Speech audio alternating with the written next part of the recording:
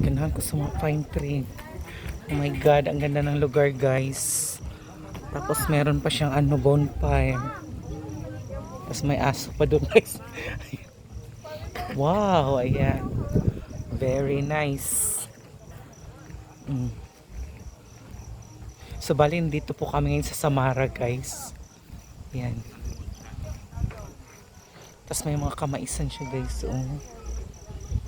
Ayan, napakaganda ng lugar niya guys.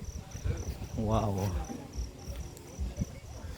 Napaka-wow talaga guys. Ayan, at may bonfire pa siya. O diba? Ang bonfire. I love it. I love this place. Very relaxing. Tapos may mga swimming pool pa na pwedeng liguan. Ayan, so ang ganda talaga guys. Ayan, talagang ma-enjoy ka sa pagpunta nyo dito. Ayan, so ayan mo na ating latest update guys. Dito sa Samara Beach Resort. Bye. Thank you for watching. Mag-iwan lang ng bakas.